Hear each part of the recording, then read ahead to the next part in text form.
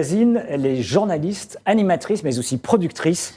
D'une certaine manière, elle brille tout autant, on pourrait dire, devant les projecteurs que derrière la caméra. Vous l'avez peut-être d'ailleurs suivi à l'époque, c'était sur Public Sénat au début de sa carrière. Ouais. Elle a notamment couvert l'élection présidentielle, c'était en 2008. Et oui, déjà, elle a ensuite posé ses valises à Europe 1 et dans les locaux du groupe Canal+, où elle est toujours d'ailleurs. Correspondante à Jérusalem, journaliste à iTélé, puis désormais présentatrice du journal avec William Lémergie, c'est sur C8 tous les jours. Et elle fait également étape dans ce studio pour un tout à fait autre registre, puisqu'elle présente un documentaire formidable, c'est ce soir sur Canal+, où finalement on va se rendre compte que le football, c'est pas qu'une histoire de ballon rond. Caroline Delage, bonjour. Bonjour Philippe, bonjour Nicolas. Bienvenue dans le Buzz Télé. 11 de légende, c'est le titre du documentaire produit par Au Tableau Productions, votre société de production, diffusée par Canal+, mercredi 30 novembre à 22h40, donc en deuxième partie de soirée.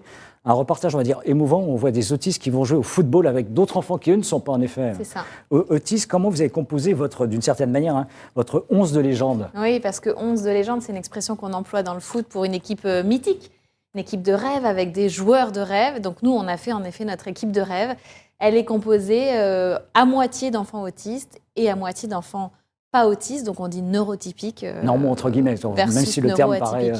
Neuroatypique et neurotypique. Neurotypique, neuroatypique, absolument. Et c'est assez inédit, c'est une expérience d'inclusion.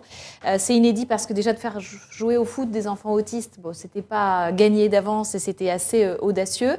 Et puis de les faire jouer à parité face à une inclusion où on a autant d'autistes que de non-autistes et ça c'est assez ambitieux.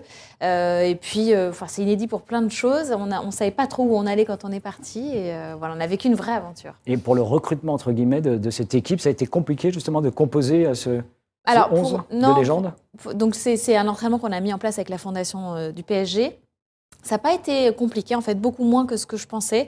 Déjà, pour les enfants autistes, leur proposer une activité, c'est presque inespéré pour certains parents c'est un combat au quotidien pour que leur enfant soit... Ils se sont exclus de beaucoup d'endroits, de beaucoup d'activités. L'école, c'est compliqué. Les activités en dehors de l'école, encore plus. Donc souvent, ils n'ont pas accès aux activités. Donc là, qu'on leur propose un entraînement de foot où ils vont pouvoir prendre du plaisir, jouer avec des enfants neurotypiques. On n'a pas eu beaucoup de mal à les convaincre. Il y a même une maman qui a pleuré quand on l'a appelée pour lui dire qu'on serait ravis que son fils rejoigne l'aventure. Elle a dit « c'est la première fois que mon fils est accepté quelque part ». Donc c'est dire la détresse parfois et la solitude qu'ils vivent au quotidien. J'avais un peu plus d'inquiétude pour les parents d'enfants pas autistes parce qu'il fallait qu'ils trouvent un intérêt à ce que leur enfant... Donc ils sont tous joueurs de foot au club de Clamart, qui est la ville qui nous accueille. Pourquoi ils auraient envie de rajouter un entraînement de foot à leur emploi du temps déjà parfois un peu chargé pour jouer avec des enfants différents. Et en fait, ça n'a pas été compliqué du tout de les convaincre. Ils ont été tous volontaires et leurs parents avaient cette envie de les ouvrir à la différence et d'ouvrir leur champ de vision un petit peu. On va poursuivre cet entretien avec Caroline Delage. Je rappelle sur le Figaro Live, évidemment, pour parler de ce documentaire diffusé ce soir sur Canal, mais également de ses projets. Mais en attendant, c'est les news médias du jour avec Nicolas Voller.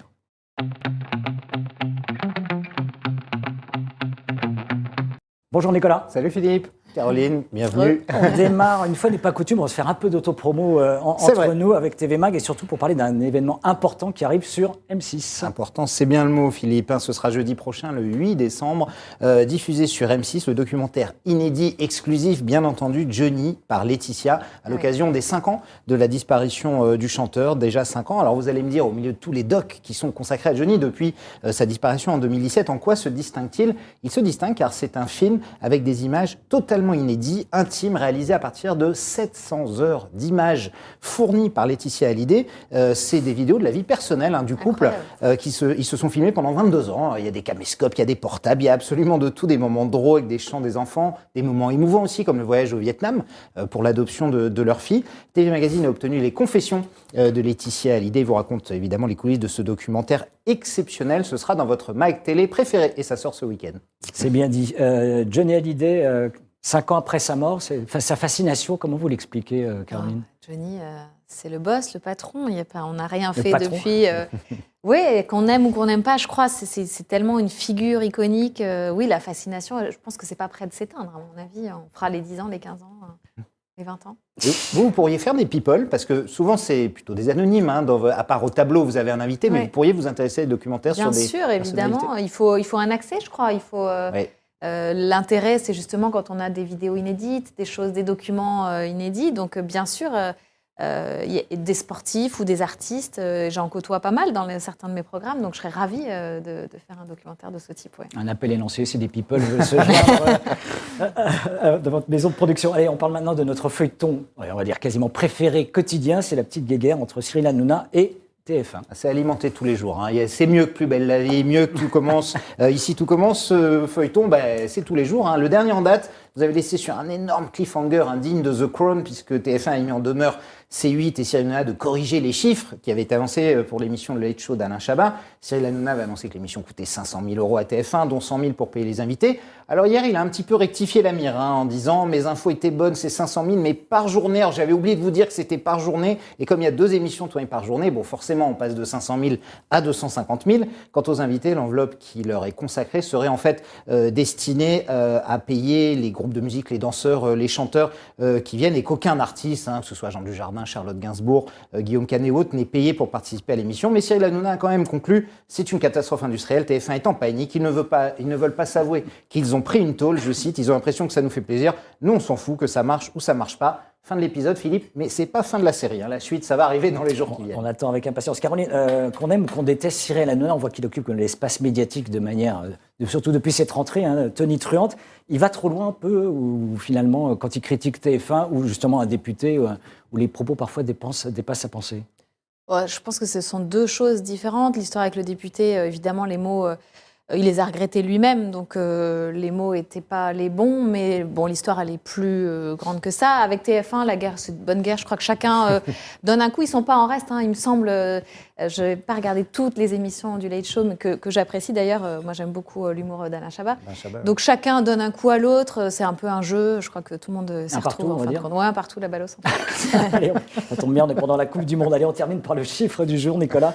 4,4, c'est en millions le nombre de téléspectateurs qui ont regardé hier soir le match Angleterre-Pays de Galles sur TF1, victoire 3-1 des Anglais au passage, mais ce score ne permet pas à la une d'être en tête puisque c'est la série Alexandrelle avec Julie Depardieu qui était sur ce plateau d'ailleurs hier, on lui a porté chance, qui est arrivé premier d'une courte tête, 4,6 millions contre 4,4, mais c'est quand même important car c'est la première fois depuis le lancement de la Coupe du Monde au Qatar il y a 12 jours que TF1 en prime time est battu avec un match de football. La Coupe du Monde au Qatar, Caroline, vous la boycottez ou vous la suivez? Non, je ne la boycotte pas. Moi, j'adore regarder les matchs de foot, et notamment l'équipe de France. Je trouve que, bon, déjà, on l'a beaucoup dit, mais maintenant que les Jeux sont attribués et qu'ils ont lieu au Qatar, c'est un peu tard pour vouloir qu'ils n'aient pas lieu. Pour tout remettre en cause? Oui, et puis il y a d'autres moyens. Il y a des gens qui y sont et qui trouvent le moyen de faire passer des messages et de promouvoir quand même la défense des droits, etc., ou de l'écologie. Donc, c'est pas en la boycottant, je crois qu'on est le plus efficace. C'est peut-être parfois de l'intérieur qu'on peut faire passer des messages. Et ça a l'air de porter ses fruits, puisque pour la première fois, il me semble, le Qatar a reconnu officiellement des morts sur les chantiers, etc., a reconnu qu'il fallait changer. Donc, il y a une grosse différence sur les chiffres annoncés, exactement. les officiels et officieux. On n'est pas encore dans la transparence et on n'est pas encore... Mais néanmoins, visiblement, les messages arrivent quand même jusqu'à leur destinataire. Donc, c'est plus efficace que le boycott. Merci Nicolas, et vous restez évidemment avec nous pour l'interview du Buzz Télé.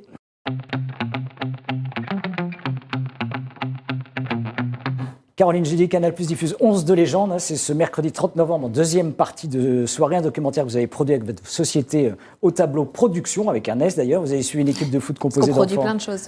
On peut faire plein de choses. D'enfants neurotypiques, c'est-à-dire normaux, entre guillemets. Valides ou normaux, j'aime pas du tout ce terme parce que ça sous-entend que d'autres sont anormaux et qui est normal, qui ne l'est pas. Neurotypiques et autistes, donc. Voilà. Pour quelles raisons vous avez choisi de braquer ces caméras sur ce groupe en particulier, des autistes? Ce groupe qu'on a constitué, c'est vraiment une expérience qu'on a mise en place avec la fondation du PSG. C'est l'inclusion, c'est un mot qu'on emploie, qui est dans le débat de société, qui finalement, on ne sait pas trop ce qu'on met derrière. Est-ce que c'est possible? Est-ce que c'est compliqué? Donc moi, j'étais ravie de la toucher du doigt, de l'expérimenter. C'était vraiment plus qu'un documentaire. Toute mon équipe a vécu cette expérience d'inclusion pendant 6 mois. On en est tous sortis un peu transformés d'ailleurs. Et pourquoi? Pour montrer que c'est possible. Je crois que c'est encore une fois les enfants qui nous ouvrent la voie, qui nous montrent le chemin. Et c'est récurrent dans mes productions. Je trouve que tout le monde a quelque chose à dire à la société, et notamment les enfants. Et c'est pas parce qu'ils sont petits qu'au contraire, ils peuvent pas montrer la voie aux adultes. C'est possible, c'est pas forcément facile tous les jours. On cache pas les difficultés d'ailleurs dans le film. Mais quand on les regarde, je pense qu'on se dit qu'une société plus inclusive, elle est possible. Et surtout, elle est souhaitable. On en sort tous plus riches, je crois. Justement, on sait qu'il existe plusieurs troubles du spectre autistique et l'autisme profond. Il y a le syndrome d'Asperger dont on parle beaucoup, notamment avec des personnages de télévision qu'on a vus. De quelle forme d'autisme les footballeurs que vous avez sélectionnés sont-ils atteints? Est-ce que c'est différentes formes, différents niveaux d'autisme? On dit qu'il y a autant d'autisme que d'autistes, Oui, donc c'est c'est vrai. difficile de les classer. Il n'y a pas d'autistes Asperger, ce sont des troubles du spectre autistique assez large. Il y en a, la plupart sont non-verbaux, donc ils ne peuvent pas s'exprimer, ils ne parlent pas, donc c'est encore plus compliqué de communiquer avec eux. Certains sont verbaux, il y en a qui sont scolarisés dans des classes Ulysse, il y en a qui sont pris en charge dans des IME, des instituts médico-éducatifs, il y en a qui sont dans des associations comme le Silence des Justes, donc les situations sont très variées, très différentes. Ils n'avaient jamais fait de foot, tous autant qu'ils sont, et on les voit progresser, et on a fait le pari, qui était un peu contre-intuitif, parce que il y a quand même quelques points communs chez les personnes autistes, et notamment la difficulté du lien social, de l'interaction. Alors, faire jouer au foot des enfants autistes, c'est un peu contre-intuitif. Quand ils ont la chance d'avoir accès à une activité, c'est souvent des activités individuelles. Le tennis, pas la natation, collectif, etc. Nous, au contraire, on s'est dit les valeurs du sport d'équipe, l'entraide, la solidarité, l'esprit d'équipe, ça va peut-être les aider à surmonter quelques difficultés. Alors, il y a beaucoup de spécialistes qui nous ont dit vous êtes complètement fous, ça ne marchera jamais. Et puis d'autres qui, au contraire, nous ont dit mais bien sûr, il n'y a pas de raison, évidemment. Et je crois qu'on a fait le bon pari parce qu'on voit que ça les aide et on les voit évoluer de manière assez incroyable. Vous parliez des difficultés, la principale difficulté que vous avez rencontrée justement sur le tournage, durant ce documentaire? Chaque semaine était différente et puis dans l'autisme aussi il y a des progrès et puis c'est pas linéaire, ça va pas toujours dans le même sens, il y a des progrès puis après on recule. On a rencontré plusieurs difficultés. Au départ c'était déjà de faire tenir tout le monde sur le terrain de foot, de ne pas en avoir un qui s'enfuit, un qui fait une crise, parce que voilà, il y a différentes manifestations. Il y en a qui peuvent faire des crises qu'on a du mal à gérer, à répondre. Oui. Il y en a qui vont partir, qui ne vont pas vouloir participer. Le respect des consignes aussi, c'est quelque chose qui est assez récurrent chez les personnes autistes, qui est difficile. Donc au départ, c'était d'arriver à... Et puis, il ne fallait pas que les enfants neurotypiques, qui ne sont pas autistes, ils perdent au change. Il fallait qu'ils trouvent leur compte aussi. Ce n'est pas évident de s'adresser aux deux publics de la même façon. Eux sont des sportifs, ils aiment le foot. Donc, comment leur faire des exercices où ils vont peut-être pouvoir s'ennuyer ou trouver ça moins intéressant. Donc, c'était vraiment le défi pour les éducateurs de la Fondation de PSG qui sont absolument formidables.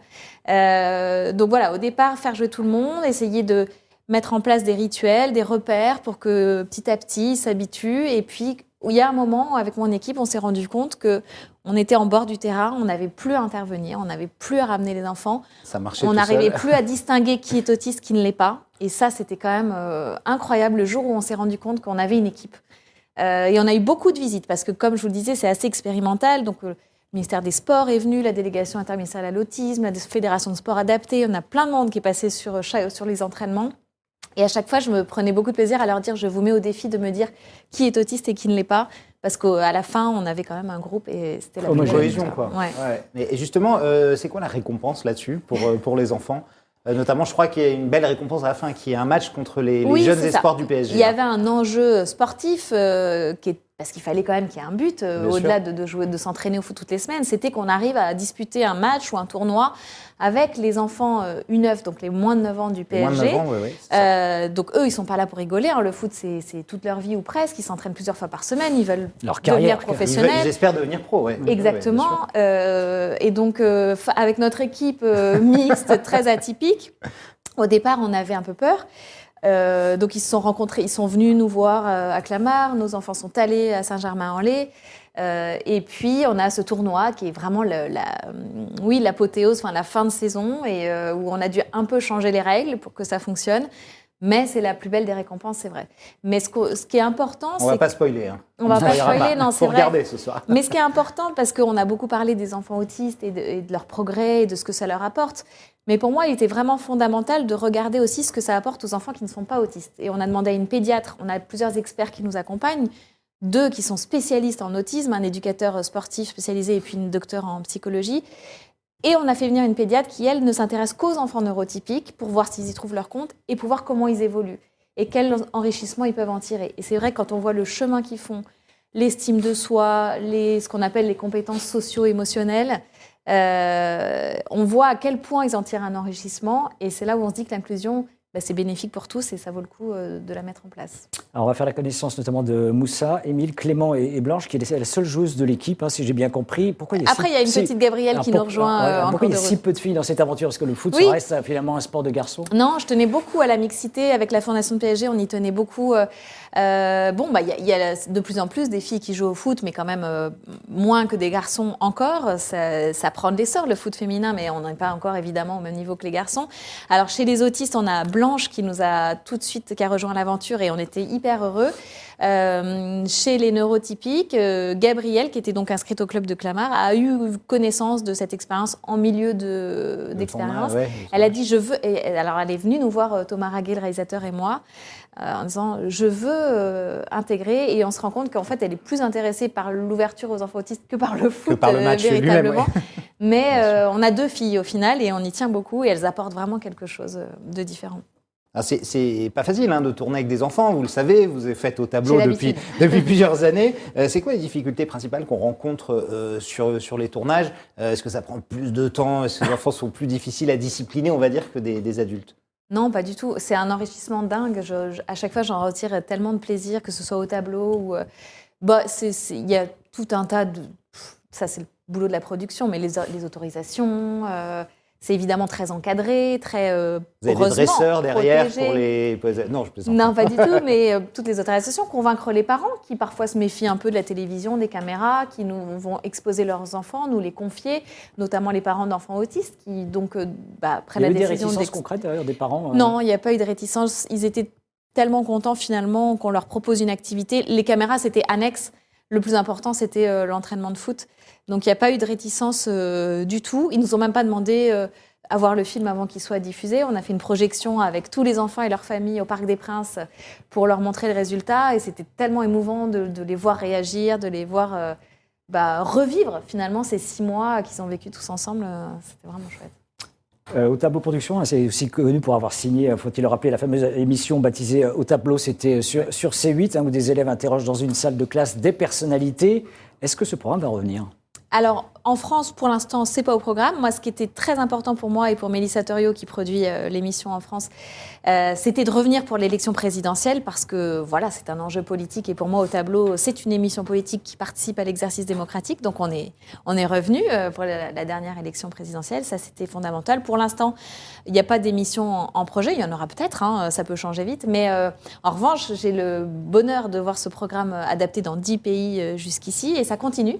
Donc là, en ce moment, en République tchèque, il y a des élections présidentielles et donc les candidats sont en train de passer au tableau. C'est en diffusion en République tchèque. Et puis, en 2023, en Finlande aussi, une nouvelle adaptation. Donc, on sera à 12 adaptations. On rappelle, le dernier numéro, c'était le 27 mars dernier sur C8 pour la campagne, en effet, présidentielle. 329 000 téléspectateurs au compteur, entre guillemets, 1,6% du public. Est-ce que c'est décevant par rapport au lancement qu'avait connu la première salve de cette émission ? Oui, bien sûr, on veut toujours qu'il y ait Comment on l'explique ? Plus de monde possible qui regarde. Je sais pas. Alors cette élection présidentielle, globalement, elle a un peu moins intéressé en général les spectateurs. Il n'y a pas eu trop de surprises, on va dire. Oui, voilà. Après, moi, ce que je retiens surtout, c'est l'impact que l'émission a eu. Enfin, absolument tous les invités, ça a été repris absolument partout. Il se passe des choses dans l'émission. On découvre les candidats autrement, que ce soit Yannick Jadot, que ce soit Éric Zemmour, que ce soit Valérie Pécresse ou Fabien Roussel. Fabien Roussel, je crois qu'il a tweeté que c'était son meilleur souvenir de campagne. Tout à fait. Les extraits ont circulé partout. On en a énormément parlé. Et je crois que l'émission, bien qu'elle ait une audience qu'on pourrait espérer meilleure, elle a quand même marqué la campagne présidentielle malgré tout. Est-ce que vous pensez que c'est dû au fait notamment que les politiques sont un peu rejetés? On le voit que souvent c'est l'une des professions avec les journalistes. Hélas, les plus rejetés en France, parce que j'imagine que ce n'est pas les enfants, tout le monde aime voir les enfants, mais vous pensez que c'est difficile la politique? Les émissions que vous avez faites avec Jamel Debbouze, avec Kylian Mbappé avaient cartonné. Oui, bien sûr. Après, voilà, Au tableau, c'est un rendez-vous irrégulier. Ouais. Donc, c'est pas facile d'installer un rendez-vous. Il y a eu au départ l'élection présidentielle de 2017, c'était on découvrait le format, voilà, exactement. Et puis après, peut-être que si c'était tous les dimanches ou je sais pas, ce serait un rendez-vous qui s'installerait. Là, c'est une fois de temps en temps, donc c'est pas évident. Il faut qu'à ce moment-là, les gens aient envie, soient disponibles, sachent que. Mais on en a tellement parlé, elle a tellement marqué que pour moi, c'était quand même un beau succès cette année encore. Merci Caroline Delage. On vous garde encore quelques instants avec Avec nous pour plaisir. notre dernière rubrique, pour le meilleur, mais aussi pour le pire.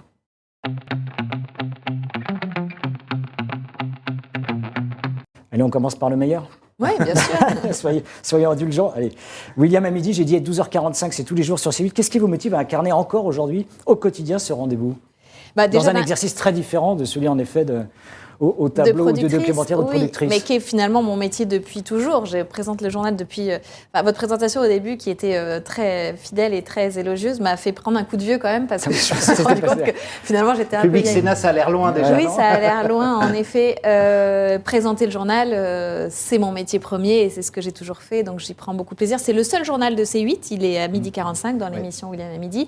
J'ai une liberté totale de ton, de choix éditoriaux, donc ça c'est chouette de fabriquer son journal. C'est aussi bien sûr le fait de se sentir en famille. William et moi on est un peu Avec la comme un bande. vieux couple maintenant, et puis toute la bande, c'est la 6e saison. Donc c'est très agréable, super ambiance, que ce soit en plateau ou dans la rédaction en général. Donc c'est vraiment un petit cocon. Votre meilleur souvenir de carrière, est-ce qu'il se situe plutôt dans les coulisses ou sous les projecteurs? Ah, c'est si vous en difficile. avez un. Ouais. Ou vous C'est- pouvez dire un de chaque, allez. Ouais, si un vous de avez, chaque, si vous parce avez que un meilleur vraiment souvenir de là, chaque. évidemment, à l'antenne, j'en ai je sais pas combien, que ce soit dans les éditions spéciales que j'ai pu présenter sur iTélé, parce qu'à l'époque, on a eu beaucoup d'actu, les émissions spéciales présidentielles. Pour Public Sénat, d'ailleurs, vous en parliez, je suis partie aux États-Unis, réaliser 2 docs avant Obama, c'est aussi des super souvenirs, correspondante à Jérusalem, donc c'est impossible de vous en choisir Bon, un. le pire alors. Souvent, le pire, il n'y en a qu'un. On s'en souvient d'un Le pire. pire, c'est peut-être les attentats de Paris en 2015, où L'attentat du novembre du Bataclan. voilà, et où j'ai immédiatement appelé la rédaction, comme on fait quasiment tous les journalistes en apprenant ça. Je suis allée, j'ai passé la nuit à l'antenne en direct, et puis le mois qui a suivi, et ça reste un souvenir très marquant, évidemment, parce qu'on a Bien sûr. du mal à prendre le recul qu'on doit prendre quand on est journaliste à ce moment-là, quand on vit les événements comme tous les autres Français. C'est peut-être un des souvenirs les plus difficiles. J'ai dit tout à l'heure, vous êtes une femme qui s'active aussi bien sous le feu des projecteurs, hein, comme aujourd'hui, ou dans l'ombre, dans les coulisses de la production. Si vous deviez choisir demain entre le métier d'animatrice, journaliste Ah ouais, non, mais demandez pas et ça. de productrice. Non, ne Ah, vous demandez êtes pas obligé. ça. Allez, Caroline, Allez. il faut choisir. Alors c'est vrai que choisir, c'est renoncer, on dit souvent. Quel renoncement? Bah, disons qu'aujourd'hui, le métier de journaliste qui a toujours été ma vocation, et je ne savais pas bien ce que j'aurais pu faire d'autre dans ma vie que journaliste. Fleuriste, peut-être, je me suis dit. Si je Fleuriste. suis pas journaliste, je suis fleuriste, ouais, voilà. Aujourd'hui, me remplit moins. Je vois plus les défauts du métier que pas les qualités, mais je trouve qu'on a aussi une responsabilité, nous, journalistes, médias, dans parfois ce qui se passe. Et je vois beaucoup ça, les travers un peu de ce métier, j'en suis consciente. Et on le disait, c'est un des métiers les Bien plus sûr. détestés. Et c'est pas sans raison aussi. Enfin, il y a aussi une remise en cause à faire. Et je trouve beaucoup de plaisir et d'épanouissement dans la production. Mais c'est pas simplement la production, c'est parce que ce sont des Vous produits. construisez tout, en fait, de A à Z. Oui, à peu et près. surtout, ce sont des contenus qui, j'espère, ont un impact. C'est ça qui m'intéresse en tout cas, qui participent à essayer de construire demain une société un peu meilleure, un peu plus ouverte, un peu plus tolérante, un peu plus inclusive. Et c'est vrai que j'en tire, je me sens un peu plus utile que dans mon métier de journaliste aujourd'hui, dans ce métier de productrice. Et donc, j'en retire un peu plus de satisfaction, je crois. Oui. Une dernière question Ouais, peut-être un sur petit les projets. gars, j'ai envie de savoir toujours, moi j'adore le moment le plus embarrassant de votre carrière, ou la plus grande gêne, la plus grande honte, ou interview qui se passe pas bien. Il y en a un qui Le vous dérapage revient comme ça. incontrôlé. J'ai en mémoire, mais j'ai un problème avec les noms, et donc ça va être nul Ah, vous comme dites la profession, souvenir, mais parce c'est que c'était un des candidats à l'élection présidentielle, vous savez, le berger, enfin on ne connaît Ah, que Jean lui, Lassalle, et voilà, ouais, Jean bien Lassalle, avec qui j'avais passé 1 heure en direct sur iTélé, je crois. Et qui à la fin, donc je remercie, bon c'est particulier une interview avec Jean Lassalle, Il est spécial, c'est un oui, peu il n'est pas comme les déstabilisant. autres, c'est sûr. Il est ouais. assez cash. Et à la fin me remercie en me disant merci à vous, vous feriez parler un mort. Et là, bon, beaucoup y ont vu des allusions un peu graveleuses, et ça a été repris partout. Et moi, sur le moment, j'y ai pas vu de mal, je l'ai pris plutôt comme un compliment. Les prochains documentaires ou prochaines émissions où on vous verra en 2023, si on se projette un petit peu. Où on me verra tous les jours Tout. sur C8 avec William Énergie. Énergie. Là, on est en train de produire une très jolie collection pour Canal+ Kids qui s'appelle Vide ton sac. qui est un format qui me tient beaucoup à cœur, un nouveau format qui, j'espère, aura autant de succès qu'au tableau, où on ramène une personnalité dans son école ou son collège ou son lycée.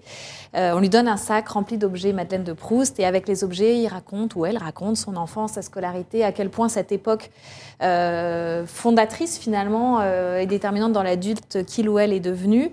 Et les difficultés surmontées, ça peut être le harcèlement, ça peut être l'échec scolaire, l'isolement ou des moments où on n'est pas bien. Et je crois que c'est très inspirant pour les jeunes, pour le jeune public, de voir que leur star, leur idole est passée par là, a vécu ça, a ressenti ça.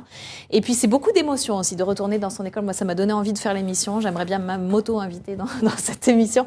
Mais à chaque fois, ils passent un super moment.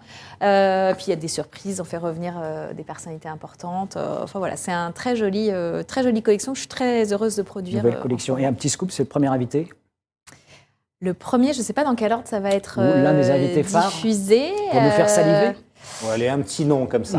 Écoutez, on attend qu'un certain Bleu rentre du Qatar pour, sur quelques-uns. pour le tourner dès qu'il rentre et qu'il Mbappé. soit l'invité de... Ce ne sera pas Mbappé Griezmann. qui est déjà venu au tableau, ce ne sera pas Griezmann. Voilà. On ne va Bon, pas tous d'accord. les faire, D'accord. mais On va c'est trouver une des stars de l'équipe Olivier de Giroud. France. Même sous la torture, Caroline Delage ne parle pas. Juste les au initiales, Boss Télé. Caroline. Juste les Vous l'avez initiales, dit, ça vous suffit. l'avez dit. Olivier Giroud. Merci Caroline Delage. Je rappelle à vous produisez ce documentaire à suivre absolument ce soir. 11 de légende que Canal Plus diffuse en deuxième partie de soirée, c'est à 22h40. Et on vous retrouve également tous les jours, évidemment, dans William à midi sur C8. Merci encore d'être Merci venu à sur ce vous. plateau. Et nous, on revient demain avec un nouvel invité. On a été un grand visage d'ici, de cette maison, Yves Tréhard, évidemment, qui présente les clubs politiques et qui est également présentateur des grandes émissions sur Public Séné. Il viendra nous en parler dès demain sur ce Je plateau. dirai bonjour pour moi, j'aime beaucoup. De Yves grands Tréhard. entretiens. On lui passera votre Des message, grands Caroline. entretiens d'Yves Tréhard. Absolument. Merci encore, Merci Caroline, à et vous. très bonne journée.